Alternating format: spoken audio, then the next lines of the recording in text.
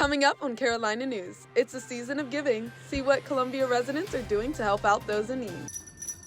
And a major storm has made its way through the East Coast. Find out what kind of weather it's bringing with it. And later, find out about a sport that's blowing up in popularity nationwide. I say pickleball is fun, it's social, and I get some exercise. All that and more coming up on Carolina News. From the University of South Carolina, your news, your sports, your weather. Carolina News begins now. Hello and welcome to Carolina News. I'm Jordan Rawlinson. Thanks for joining us. I'm Tyler Peroni. Local churches in Columbia are finding ways to spread holiday cheer. Our Aaron Smith is live with the story. Aaron? Here at New Spring Church in Columbia, tons of volunteers gathered to create over 17,000 Christmas packages for inmates across South Carolina. Now, these volunteers consisted of incarcerated individuals, community members, and even some who have felt the personal effects of these care packages. Planning for life after prison can be difficult, but for one former inmate, the choice of what to do on her first day free after a 17-year sentence was easy. I got the package for 15 years, and why not come help out? And so when the opportunity was available for me, I jumped on it. She asked that we protect her identity, but told us while serving her sentence, she looked forward to her annual Christmas package from the South Carolina Baptist Association.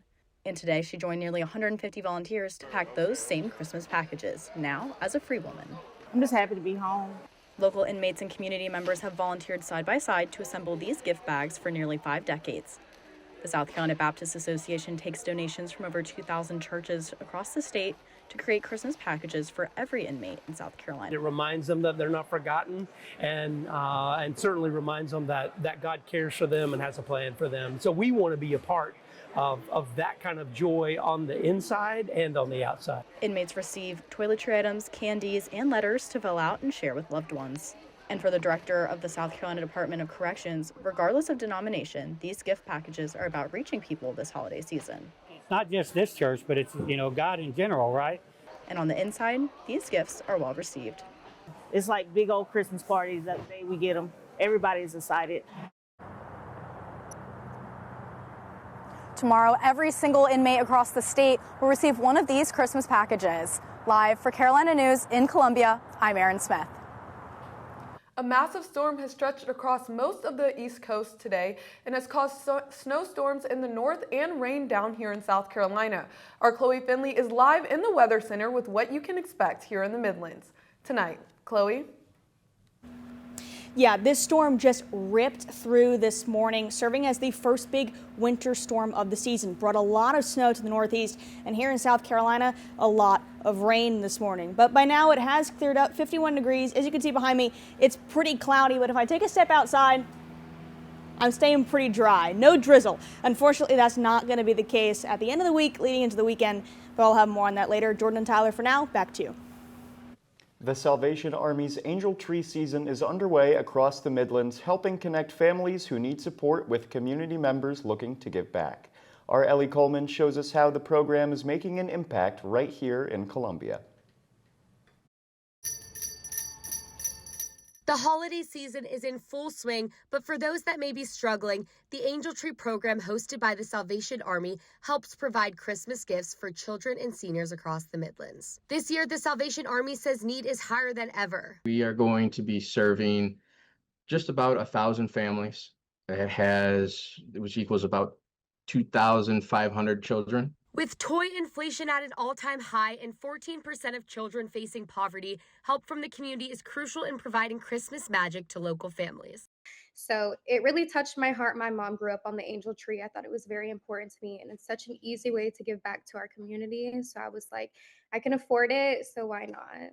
Volunteers and donors like Kaylee help keep the program moving. So I think this is the one we are going to go with. Shoppers can take a tag, purchase the gifts, and help make someone's holiday bright. I'm here at Walmart now where you can pick out things like toys and a warm coat to get your participant for the Angel Tree. If your local Walmart is out of tags, you can also do it online and receive a tag like this.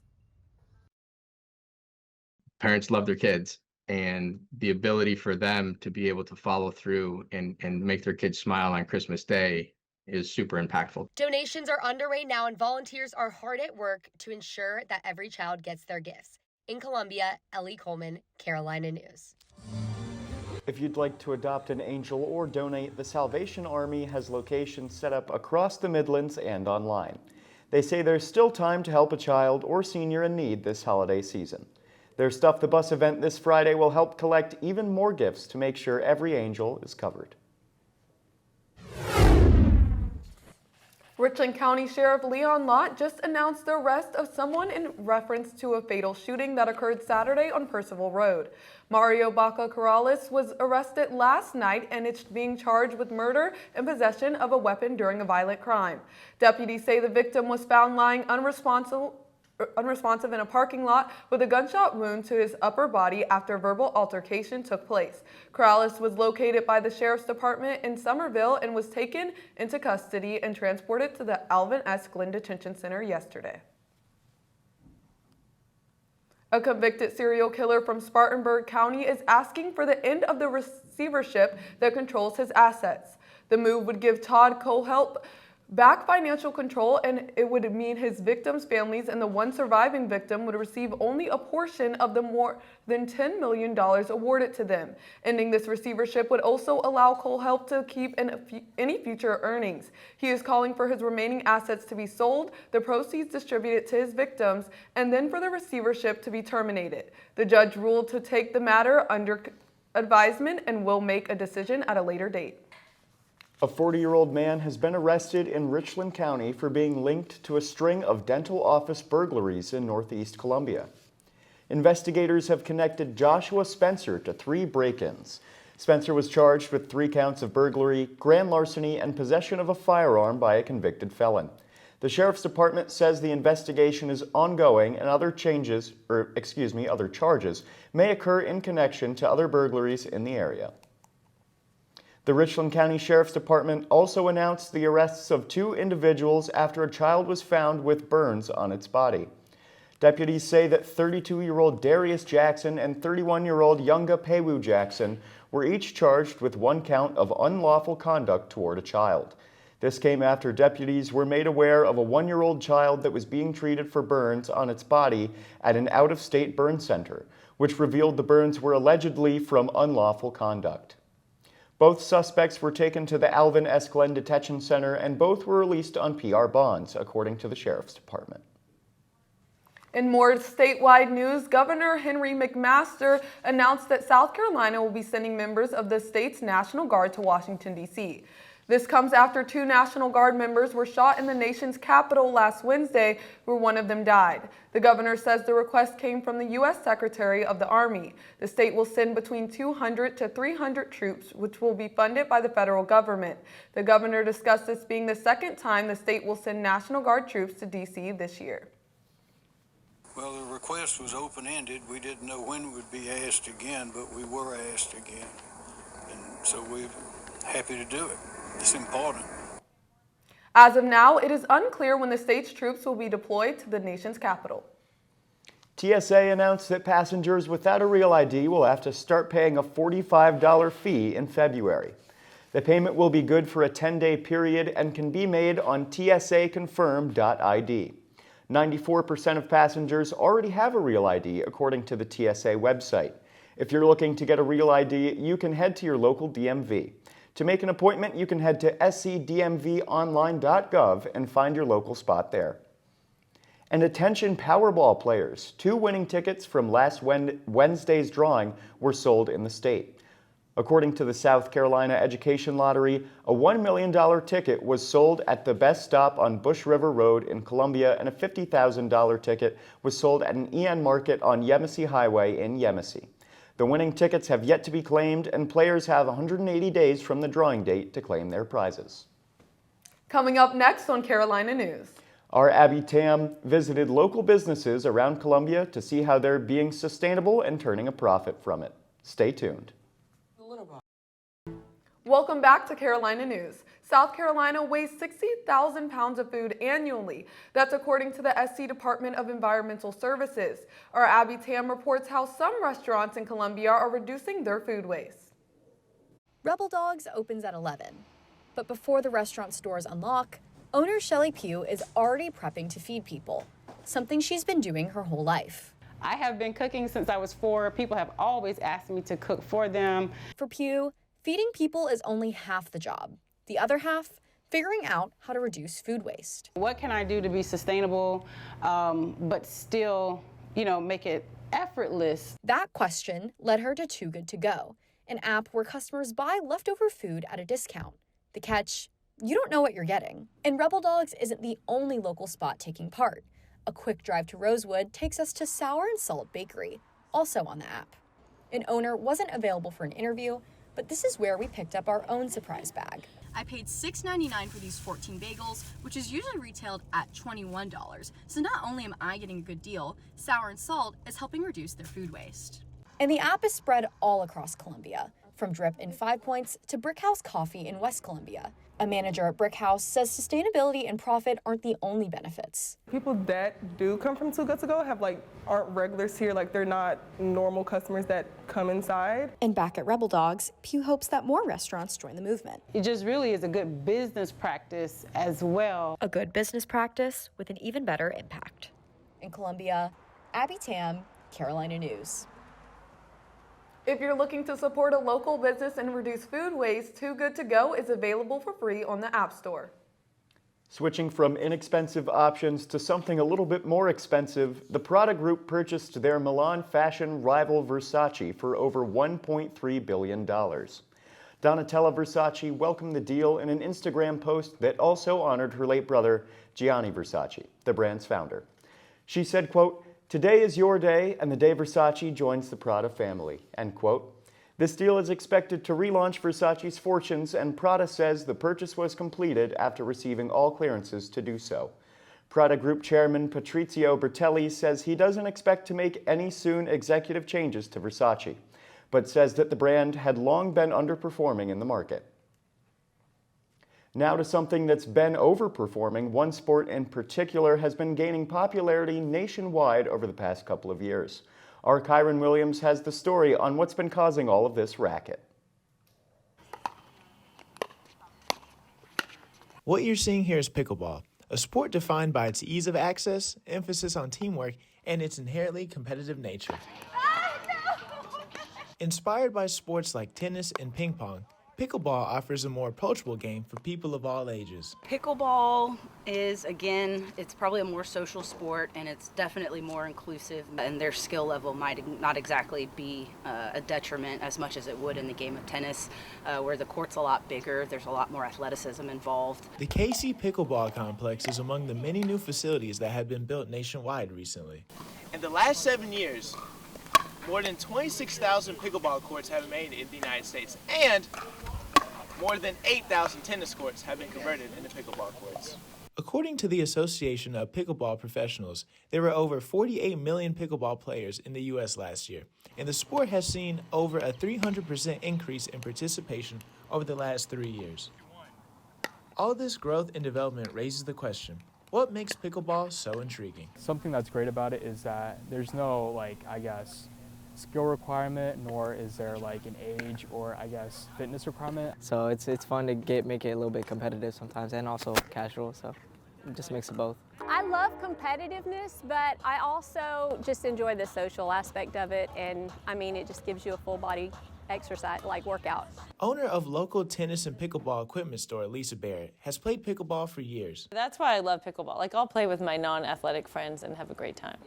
That's not always, you can't do that in all the sports. Former head coach of St. John's women's basketball, Vicki Porter, likes the sport for a number of reasons. I say pickleball is fun, it's social, and I get some exercise. And if I can get all of those, I am happy. It's only $4, a couple of hours, and get some buddies and friends and family and give it a go. In Columbia, I'm Kyron Williams, Carolina News. As pickleball continues to grow in popularity, so is the market for it. The sport's global market value is expected to surpass the $2.5 billion mark in 2028. Let's go back to Chloe to find out what's the latest with the weather. Chloe? Now, I love pickleball, and I'm going to let this serve as my official invitation to both you, Tyler, and Jordan to a pickleball matchup when it starts to clear up a little bit out here. But unfortunately, we might be waiting a while because this week's weather isn't exactly conducive to pickleball playing. And this weekend, going to be even worse. Rain, and more rain. And it's part of a bigger winter storm system that's ripping through the entire East Coast. I'll have more on how this is going to affect your friends and family, not only here in South Carolina, but across the nation, coming up right after this break. Hi, welcome back. Let's take a quick look at your weather. Right now in Columbia, 51 degrees, feels a little bit chillier at 48. It is partly cloudy outside. Humidity is high from all that rain we saw this morning, and then wind coming from the west just a little bit. But oh boy, did we see some serious showers this morning. We're going to wait till it pops up right there. Perfect. So as you can see here, showers really covered the entire state. I mean, it was raining all morning from about 7 to 11 a.m. You can see those orange bits. Those are more moderate storms. They did pass over us, but really didn't stay for that long. Really what we're seeing more of is this green stuff, and that's some light but persistent showers. And really this rain is coming from a larger system that's affecting more of the East Coast. As you can see here, I've zoomed out a little bit. You can see the entire East Coast here. In the Northeast, our friends up here are just getting hit with massive amounts of snow. Here down in the Southeast, no snow flurries. We're just getting hit with some cold rain, unfortunately. But now take a look at this. This is what it looks like up in the Northeast. This is in Maine. You can see several inches of snow here. Highest snow threat is from Pennsylvania up until Maine, but Midwest is still getting hit pretty hard. Central Ohio, Central Indiana both saw 7 inches of snow last night. But back here in Columbia, not looking too bad. Here this evening, we're going to hit 50 degrees, and then soon thereafter, going to be 47. A light chance of rain, but hopefully the rain is pretty much done for today. Again, high humidity just because of all that moisture that was in the air this morning. Now we're going to take a quick look at what the rest of your week is going to look like. Highs in the mid 50s and in the mid 40s, lows in the 30s and 40s. And Wednesday clearing up a little bit, but the weekends kind of be a little bit rainy. I'll give you one more look at this later on in the show, but for now, back to you, Jordan and Tyler. Thanks, Chloe. Coming up after the break. Our Matt Frank will tell you who the names are to watch out for the South Carolina offensive coordinator opening. Stay close. Welcome back to Carolina News. The Gamecock football season is over, but fans are already looking forward to the upcoming offensive coordinator hire. The biggest name to watch is East Carolina offensive coordinator John David Baker. He has been associated with the Gamecocks as well as Ole Miss for their opening. Another person of interest could be Old Dominion's OC Kevin Decker. Although these are two guys to watch out for, the search will be extensive, so fans shouldn't hang all their hopes on one of these two.